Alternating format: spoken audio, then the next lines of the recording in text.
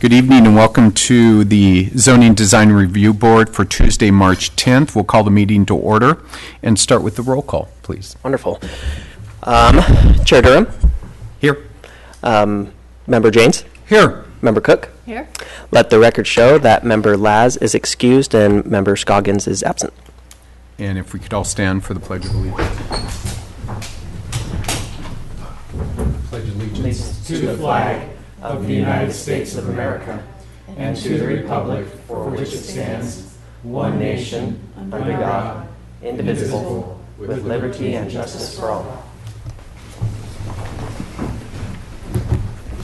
And next, any changes or questions about tonight's agenda from the commissioners? No. None. And so one of you move to adopt the agenda? So moved. Oh, In a second? a second. All those in favor? Aye. Aye. It's unanimous. Approval of the minutes. We do not have, Commissioner Janes was not at the last meeting. It was Commissioner Cook and I. It would take a third so we need to move it to the third. If that's what you choose to do, then yeah. It's not necessary, but if you prefer that, we can do that. Yeah, we can move it to the next then. Number 6, public comment for any of the one item that's on the agenda tonight. Is anybody in the audience for something not on the agenda this evening? Very good. Then we shall move to number 7, of which there is no items on the consent calendar. So we shall move into public hearings for the design and review for the 1874 Larkspur. Thank you, Chair Durham, members of the board. I'm Marlene Demery. For the audience's sake, I'm the interim planning and building director, substituting for Sandra Liston, who is out on leave.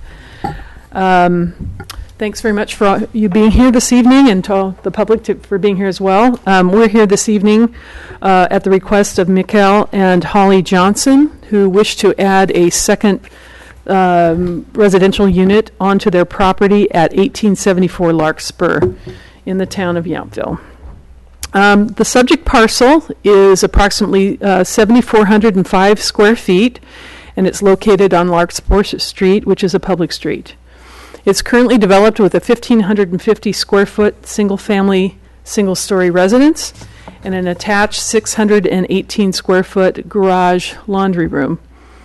The applicant proposes to remove the roof over the existing RV garage, which is, I want to clarify in the staff report, it is 16 feet 9 inches, and to replace it with a second unit over the top of the garage, turning that taller peaked roof into a regular 9 foot 9 inch, I believe, high garage with a second unit over the top of it. The proposed height of the unit on that side of the property is 20 feet 9 inches in height, and the second unit slightly overhangs the garage along the westerly side, but it is set back 5 feet from the property line as required by the zoning ordinance. The balance of the single-family dwelling is not proposed to be changed, just the portion over the existing garage. The garage will provide for 2 tandem parking spaces inside and a single 10 by 7 foot garage door. The applicant proposes to provide an additional parking space that's required for the second residential unit by modifying the driveway to allow a spot that's parallel to the right-of-way to allow easy turnaround in the driveway so that the auto doesn't need to back out awkwardly out of the driveway. The plan incorporates the required screening on the property line. We're proposing in the site plan to modify the existing landscaping so that the same number of square feet of landscaping is provided, just a new configuration of the landscaping in the front so that the size remains unchanged. The path of travel from the parking place that's proposed for the new unit will be across the driveway and along the westerly side of the property. And there would be an entrance at the rear on the side yard of the existing dwelling. The existing laundry room and garage has been modified to allow for an interior staircase to provide access to the upstairs unit. The dwelling features several gabled roof sections which step down from the west to the east on a 4.5 to 12 pitch. As I said earlier, the second unit over the garage will be 20 feet, 9 inches in height, and as you are aware, the height limitation is 28 feet, so they're well below the zoning ordinance requirements and design guideline requirements. The garage and second unit will be finished in olive stucco to match the existing residence, and the windows that are proposed will be matching the existing white trimmed vinyl windows that are on the existing dwelling. There is only one change from what the applicant submitted in the packet. They were originally showing 2 operational windows on the west side of the second unit. And at a staff level, we were concerned about view into the neighbor's yard and their privacy, and so we have asked the applicant to modify their plans to put in a clerestory window in the front part of the second unit, so in other words, in the living section area, to replace what is shown on the plans that you are reviewing this evening, instead to have it be a high window that is clear glass, and that the applicant would leave the building window that's in the bedroom part, which is required to be operational for fire access, to make that opaque glass to protect the privacy of the adjacent dwelling.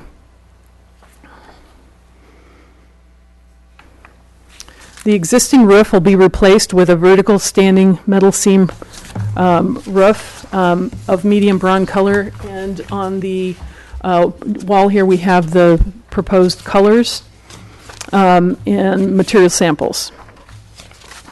In the staff report, we've gone through the development standards in this zone district, showing what the code requirements are and what is being proposed. And as the board can see, the applicant is proposing to meet the minimum requirements of the zone district. I want to clarify on the staff report there's an error. The height of the garage is shown as 19 feet 9 inches. Obviously, that's not what it's going to be. It's going to be about 9 feet tall with the unit above. The overall FAR coverage is 0.34 when 0.35 with both the garage and the residence are included together. So it is slightly below.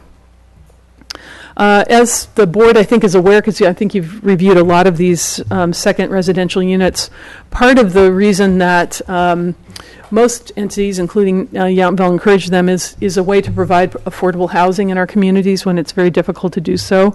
As a result of that, our zoning ordinance allows for an exemption of up to 300 square feet for legally permitted second residential units in order to encourage that sort of thing to happen. And the overall FAR does include that exemption of 300 feet.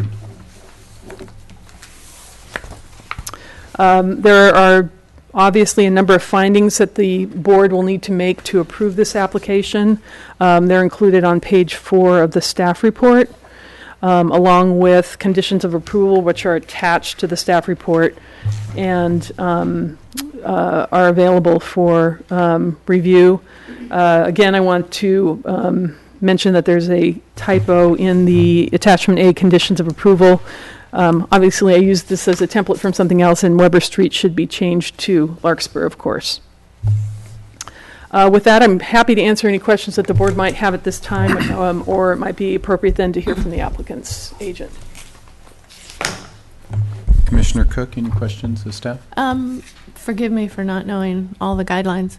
When somebody proposes a granny unit, they're required to add a parking space? Yes, they are. They're required to have an off-street parking space that's screened. Oh, yes, that they is are. screened. Yes. Okay. And it's okay if they pave over part of their front yard to do that? In this case, we're requiring a reconfiguration of the front yard, but the amount of landscaping that is currently existing will be maintained in the reconfiguration. So there's no net effect to the landscaping on the property. Okay. In other words, if you look at just landscaping and not the idea of more pavement in front of the house, which we've talked about avoiding before. So, There is more paving, but they're actually relocating their existing walkway to another location and providing the same amount of landscaping as currently is there. Okay. That's it for me. Commissioner Two James? questions. Proposed finding 4A, beginning of page 4. What are the missing words after the word onto? Quite possible. 4? 4A. 4A.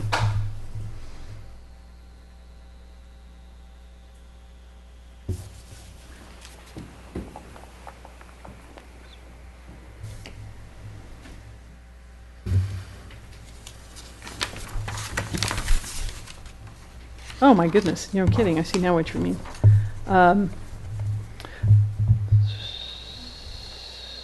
I will have to answer that question. And this might have been a Okay. carryover from another project, but I think there might be an existing curb cut that is proposed to be repaired. I think that might just need to be stricken. Just ending. But I'll answer that question in a few minutes. Okay. My second question relates to the staff recommended changes to the west elevation windows. You've already mentioned retaining the egress window in the bedroom. Is there any discussed size of the proposed clear story window in the living room? I asked specifically in that has staff analyzed whether this will affect the also code required provision for natural light and air into the space? Not Right. just the bedroom, but the living room.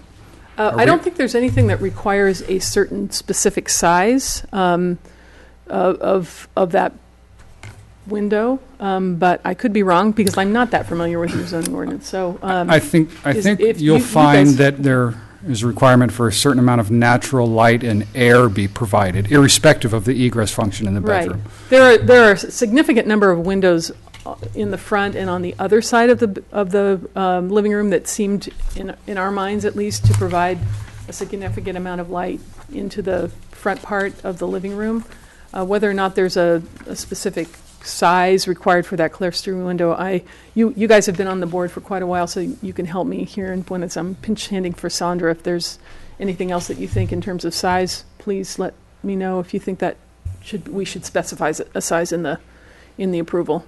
No, I just don't want to shoehorn the applicant into a clear story window and have them find out belatedly that it's of insufficient size, because we're setting a sill height that's too low to allow for a reasonably sized window that's not overly long. So those are my only two questions for staff.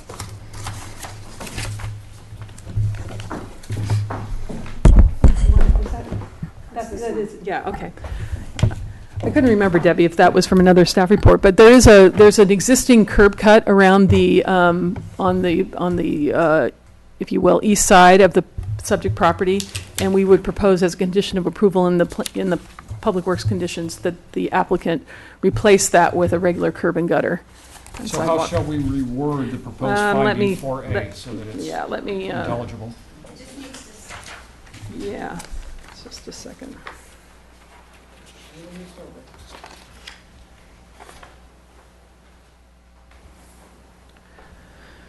The existing unutilized curb cut onto Holly shall be replaced with standard curb gutter and sidewalk. Thank you.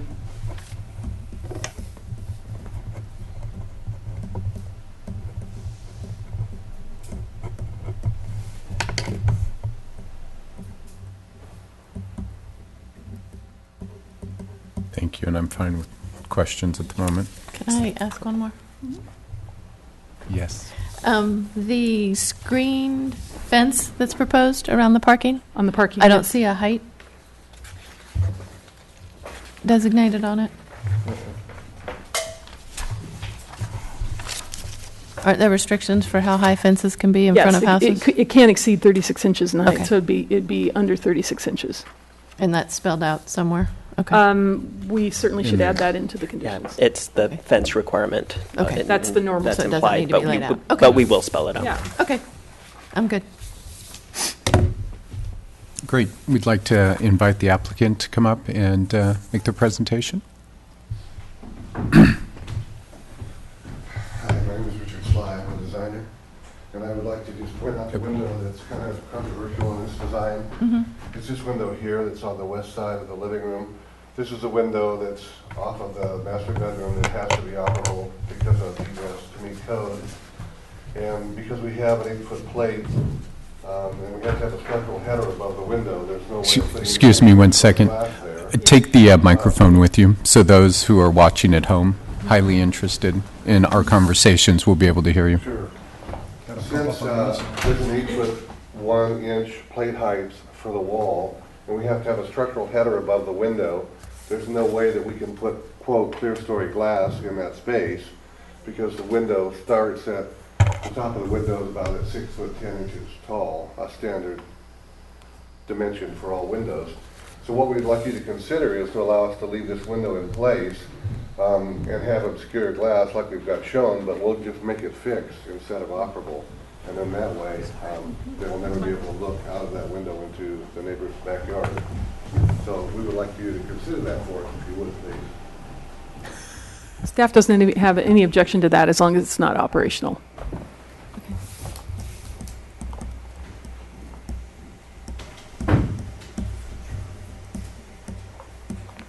And would any other comments from the applicant for this proposal? No? Chair, I have a question for the applicant. Yes, please. Do you mind, can you step back up so we can, excuse me, do you mind stepping back up because some of the commissioners have questions for you? Oh, sure. Yes. Me? Yeah. Yes. Oh, yeah. Thanks. Yes. Hi there. First, great idea. I think that's going to be a winner. But my question relates to the laundry room on the ground level of the garage. Is it the intent that those facilities be made available to the occupant of the second residential unit? I'm under the impression from what I've gained from the planning department that no, the laundry room can't be made accessible to the people in the granny unit. Cannot. Staff, is that think correct? that's what Have I you was intimated told. to the applicant that the laundry facilities may That- not be made available That's to? ultimately the use of it will ultimately be up to the homeowner, but there will not be any direct access from the granny unit down to it, but, I mean, the access that's available via that back door, I mean, they should be able to access it that way. Yeah, certainly. Oh, yeah. In other There, words, like, there's no Take direct the staircase. microphone with you. I'm perfectly clear on the fact that it's accessible from the out. I'm perfectly clear on the fact that it is physically accessible by going outside. My question is it intended to be made accessible to the occupant of the second unit? I have a shed in my backyard, and in fact, I have a second unit, but my tenant is not allowed to go into my shed. Doesn't mean it doesn't have a door. So if I might have phrased the question artfully, is it the intent of this application to make the laundry facilities available for use by a resident of the second unit? Well, the homeowners would like that to be the case. They expressed that when we first sat down to do this project, but I was under the impression that what I was told by the town of Yountville, the planning department, is that there wouldn't be, it wouldn't be possible to make it accessible. But if that's changed, you know, instead of going outside, when you come down the stairs and land here, we can put a door here, right here, that accesses the laundry room itself, so that this person could take his laundry down these stairs, in through a door right here, and do their laundry, which would be ideal. Great. So you've answered my fundamental question, which is it's the intent of the owner that the facilities are available to the Yes. use of an occupant of the second unit. Whether that's an interior or exterior access, I think is entirely up to the that's a good point. applicant. Yep. But you've Yes, answered and my question. We certainly didn't tell the applicant that, no. Okay. From my- and Okay. From Well, my reading thanks of the very zoning, much for there's your nothing- answers. Yeah, Great. Seems to make sense. okay, Any other questions of the applicant? Thank you very much. sure. Is there anybody else in the audience who would like to now come up and speak about this proposal? And when you come up, please be sure to use the microphone. Thank you, sir. How you doing? My name is Dave Wilson. I'm here representing my mother, so we can talk about this project that's going on next door to my mother, 1876 Larkspur. And we've been living there, my mother has been living there for over 40 years. I grew up there. We're used to the family-oriented area. It was family-owned, family-zoned. Now I'm wondering how we got that changed from single-family dwelling, which doesn't allow a second kitchen in that dwelling, and I'm wondering if that's something you guys knew about or don't know about. This is from two inspectors that I spoke to, and they said as long as they've been doing inspections, They cannot put a second kitchen in a second floor unit that is considered a rental. So that's something to look at. I hope you can find that information. I didn't have time. I just found that out yesterday. I didn't have time to look up the books to see about that. But we're wondering about apartment, low income. This is what I was told from Michael. It was a low income into a family dwelling area that's been there for over 40 years. Talking about the pavement out front, that will change it. It will change the look, absolutely. It's going to be filled in. That sidewalk's going away. It's going to be taken out and put in a parking. So you can't tell me that doesn't take away from the viewing of a very nice area, very nice area. Jeff, the parents, they've got a great home across the street. They've been doing good things with that. This home is great. There's 2 children, family, small family unit. It's a 3-2 already. We don't quite understand why it's being built up into an apartment. And this is not zoned for apartments, and I'm wondering how that got passed. It's a single-family dwelling. It's not a multi-family dwelling, which I understood MRS would, or multi-status, would be where you could actually do that, or you guys have the power to say you can build that apartment there. This is a single-family zoning, and I'm wondering where that comes into play. How does that change? And there's one other thing I was reading in your bylaws, town and city. It says, side and rear setback for secondary story over a garage shall not be located in front yard or street side yard of the corner lot. Now, I'm thinking that pertains to this. It's over a garage, it's street side, and it's going to affect my mom's view. It's going to affect them. Thank you for telling us about the window, because that was a worry, but it sounds like you wouldn't be able to see through it anyway if they proceed with what they were talking about. So these are things I'd like the council to look at, and hopefully you can find more information than what I've got, because I would like to stay up on this and find out what your findings are. But as far as right now, it's a zoning issue. And to me, it's not zoned for what you're asking for. And so I will carry this further. I'll try to find out more information. Like I said, I was trying to find out last-minute information on this. It's really in a bad spot. It does take away a lot of view. 30 years ago, I think it was, Mr. Bartizono, our wonderful backyard neighbor, we were told when we bought that house that it was an ag preserve, never to be no houses being built there at all. They lied to us. DeVita, that's past. We can't do a darn thing about that. But the fact is, it totally took away the view of our house. It dropped the value of the house, which is something else we're considering. Is this apartment, low income, going to drop the value of that house, number one? And it did lower it when they built homes in the back of our house, because we used to see Mount St. Helena as clear as can be. And now you're talking about taking away more viewing. So we're living in an apartment, basically. There's condos next to us. There's not really there. I'm just saying this is a hypothetical. You can't see anywhere anymore. So the zoning laws, the visual, the windows, like I said, again, if that was being taken care of, that's one slight thing. But we'd like to know what we can do about that part of it with the zoning. I'd like to know and see in writing where that came to pass, where this council was able to supersede what the single-family dwelling stands for. And as far as all the things I read, you can't just change the single-family dwelling. So I'm wondering how that got changed into a different zone. So if you guys can explain that, or that's basically what I've got. I'd like to take a stab, Mr. Wilson, at answering your first two questions without commenting on aesthetics or use.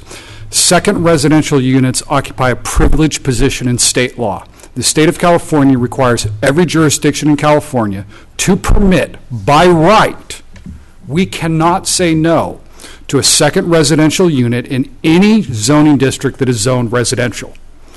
So it's not us that's saying it. There is no findings of use. The key word is residential. Yes. They're talking apartment. That's no longer residential. It is residential. It's a place for people to live permanently, by definition. So again, the state of California says to every jurisdiction in California, you will permit second residential units in any zoning district that is a residential zoning district. We are not here, we have no authority to make a decision based on use. We're not violating the zoning ordinance. What we can do, what the state allows us to do, is say you can impose reasonable design standards. The state even goes farther, though, Mr. Wilson, and says if a jurisdiction, Carmel had this trouble, makes the design standards for second units so onerous that it's a de facto prohibition of them, they will lose. So that's why, in fact, we have you get 300 square feet. It's actually, the state says, encourage this. So unfortunately, I'm sympathetic to your concern. We have zero authority to say yay or nay to a second unit. We can only try to impose the standards, shall impose the standards that are in the zoning ordinance. So I'll do my part, and I will find that kitchen law. Well, If that's a law, then you guys need to adhere let me to just it, go ahead so. and define what second residential unit is in our zoning ordinance. It says, means an attached or a detached residential dwelling unit which provides complete independent living facilities for one or more persons. It shall include permanent provision for living, sleeping, eating, cooking, and sanitation on the same parcel as the primary residential unit is situated. So. It is true, and perhaps I'm going to speculate here what you might have heard. It is true in the county of Napa. There are many, many homes in the ag preserve. No second residential units are allowed in the ag preserve because it's not a residential zoning district. It's an agricultural zoning district. We just permit, on the local level, houses there. So in the ag preserve in the county, which is not 1,000 yards from here, the county very strictly prohibits 2 kitchens in discrete structures because the county sees it as a backdoor way to create a second unit. I don't know if someone who was speaking to you conflated that aspect, which is sort of county-wide throughout the valley floor, except in the municipalities. Well, it's 2 county inspectors that told me that. And so they are conflating county regulations with town of Yountville regulations and state law, which applies to residential zoning district, which the ag preserve is not. Secondly, you expressed a concern about low-income housing for this unit. Now, we cannot and have no authority in this instance to set either a floor or a ceiling on the rent.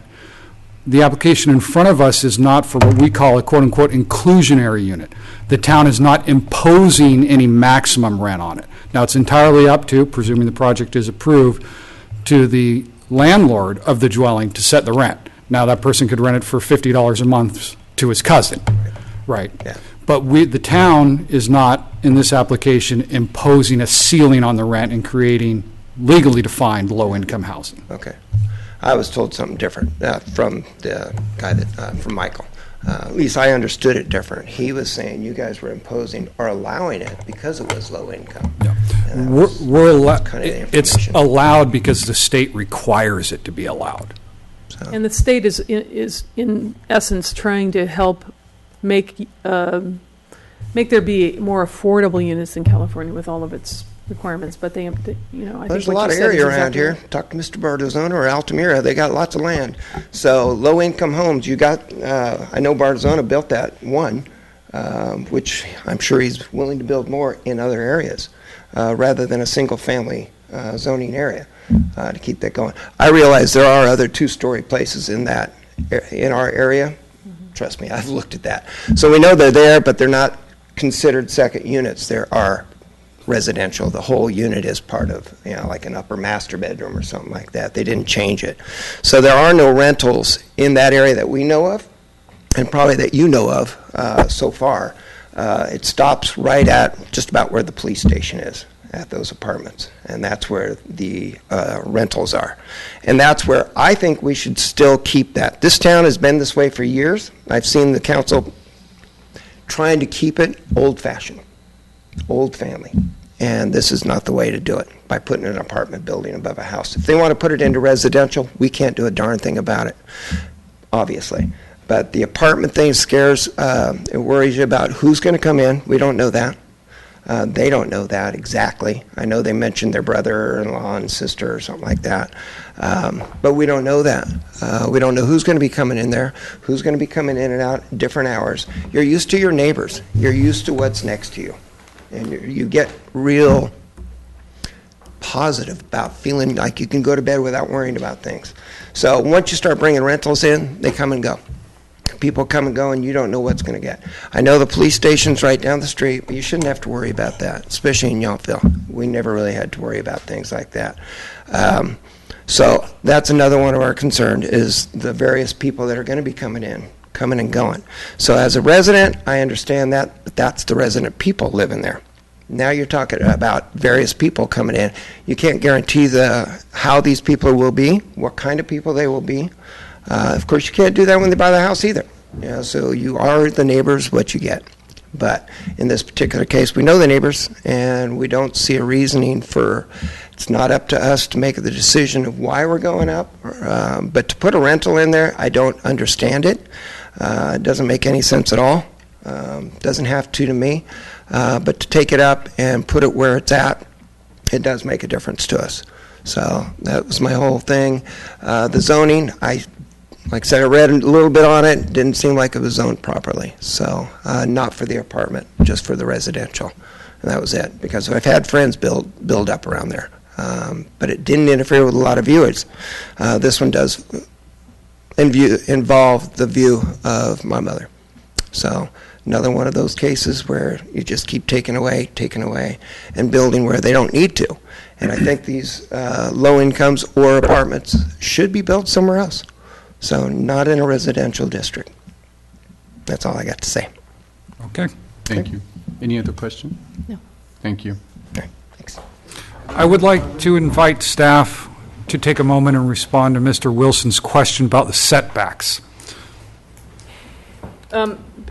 Basically, if you look at section 17.116.030 of the, or 17.116, it regulates second residential units. And basically what that says is that any of the setbacks or any of the requirements of that zone district apply to the second unit as well.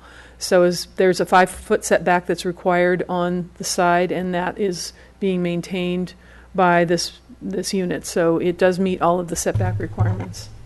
That answer your question? It wasn't my question. That- I knew the answer, Does but that I'm hopeful. Does that clarify for you? I knew the answer. I'm hopeful it answered Mr. Thank you. Wilson's question. Thank you. Would I like to make a comment that If you, please, hold on, wait, no. I want to finish with what we're doing, and then you can come back, okay? Any other comments on this? Please come up and let us know who you are and where you live. Hi, I'm Louis Chilton.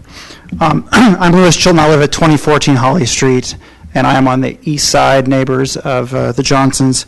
I do want to say up front, I have never testified before the ZDRB, and there are reasons for that, except for when I was an applicant, as you guys probably remember.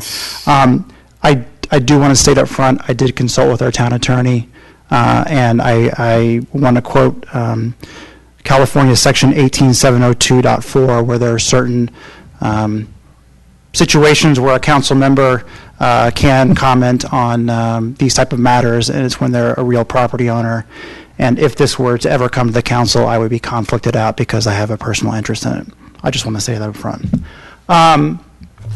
Whenever I have seen during my time a application, my first question always is, what are the exceptions that are being granted that are outside of the code? That's, to me, always the most important, and Mr. Jane's explanation on California state law was excellent and can be a point of frustration, I know, for people, but was a good explanation. I just wanted to come, actually, and give support for this project. I do think it falls within all of the regulations of the town. I am not concerned as an adjacent property owner by the impacts of it. Certainly know the Johnsons well.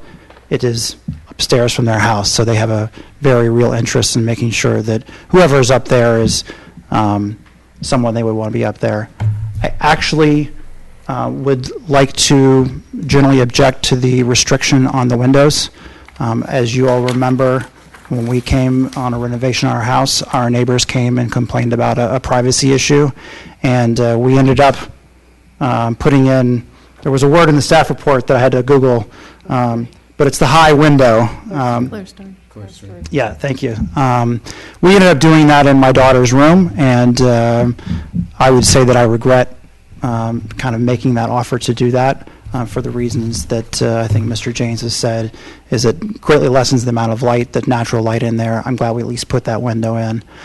Just looking at the houses, I do not believe, especially the more southerly window, I don't believe that really places a burden on any of the neighbors. In terms of view, it's high and it looks over. The back one, I have a hard time understanding if that overlooks the backyard or not. I couldn't tell. But if anybody wants to build a second floor on any house in any situation, they're going to have neighbors to the back, to the side, either side. And so the idea that if anyone along any of these streets wants to put a second floor, which they have the right to do under our code, that the neighbors in the back would say, well, that's now a window that can look to my space. I don't think that we have the reasonable judgment to say someone shouldn't be able to have windows in the second floor of their house. Our laws say you can have the second floor, 50% of the houses on the streets can. If the applicants are fine with it and they were going to put in the glazed windows, that's fine, but I think as a matter of our rules, I don't think that that should be required. So that's all I have to say. Thank you. Thank you. Any other comments from anybody in the audience at the moment? If you look at the design, this is anything but an apartment.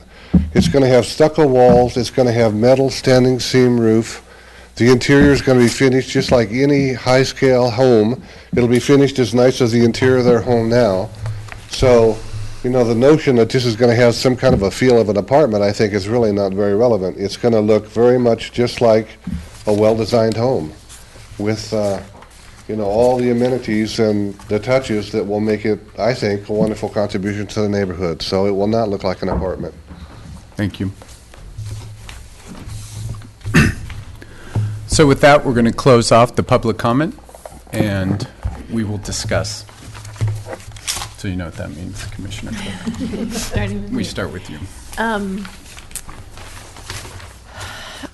I think my only concern is I agree with the point that Mr. Chilton brought up about the obscured windows in the upstairs. Having a second-story house, it would be very different if I was not able to see out my windows. I'm not sure we want to go down that road of making that a requirement. That's just my opinion. Thank you very much. Commissioner James? The application complies with every one of our standards. With respect to Kim's point, I am sympathetic to the neighbor's concern of privacy. I think this is the time at a discretionary level to consider an imposition such as this, and the applicant has consented to it. I think the applicant's suggestion to make the living room window non-operable with some sort of translucent glazing was a great one. So I will be prepared to support the project with the additional language on finding 4.A. I would also like to suggest there be, which I can read aloud at that time, that there be a condition of approval requiring the laundry facilities.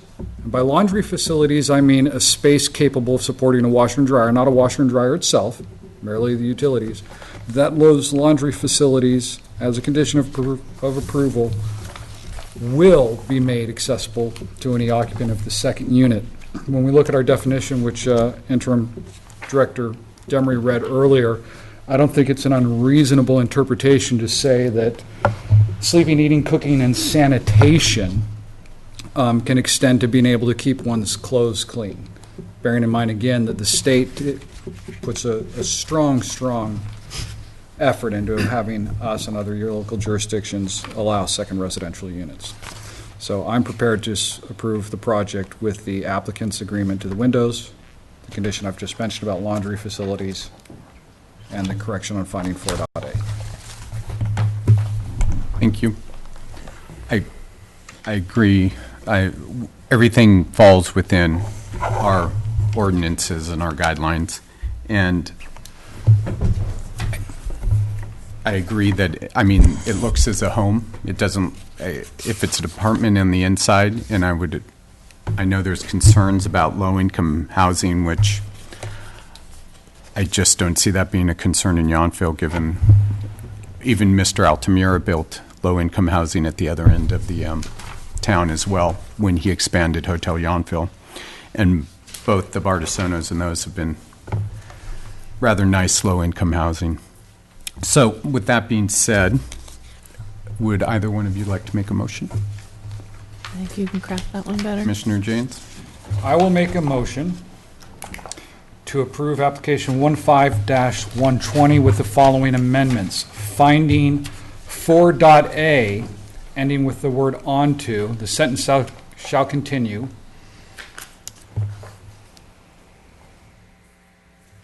Onto Holly Street shall be replaced with standard curb, gutter, and sidewalk. On attachment A, conditions of approval, planning and building conditions.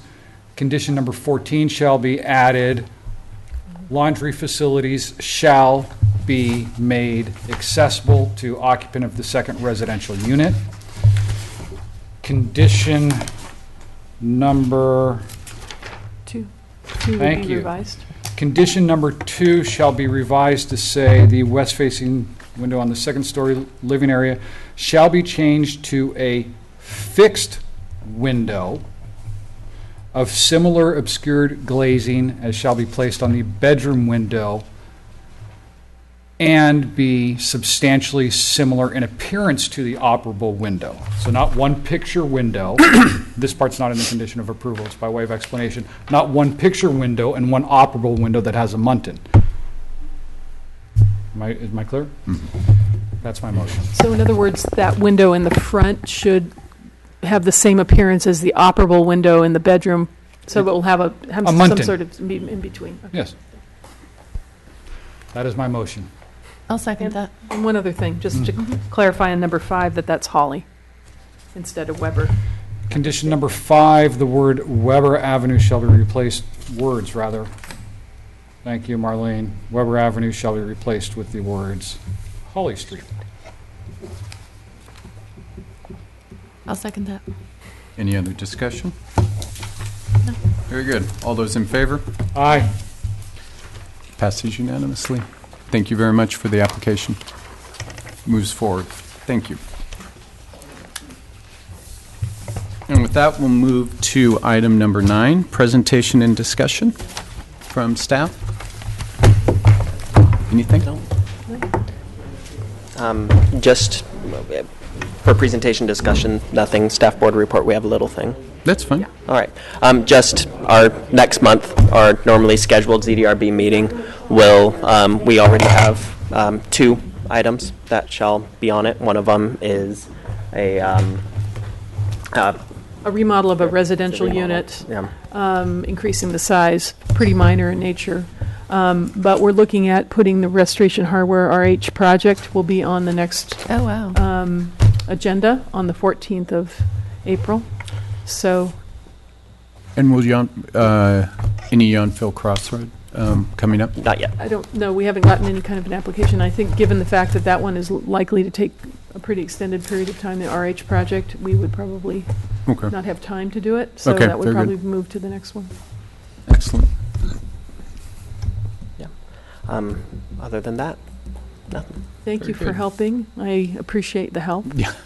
Definitely. And I do appreciate the board has such good history here that in this time when I'm trying to struggle and keep my head above water, I appreciate you letting me know when we've got something here that needs some clarification. So I appreciate your help. Thank you. Thank you. Thank Any you other very comments or Sticking around too. questions? No, thank you. Very good. We shall adjourn this meeting to the next ZDRB meeting in April. Thank you. Good night, everyone.